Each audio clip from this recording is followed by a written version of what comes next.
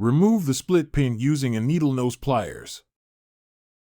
Insert an Allen key in the hole. Unscrew the nut clockwise using a 15 mm socket wrench.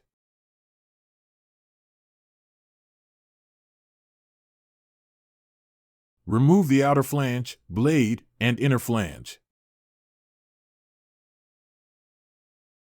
Install a new inner flange, blade, and outer flange.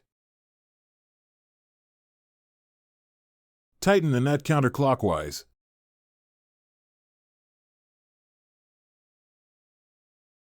Install the split pin.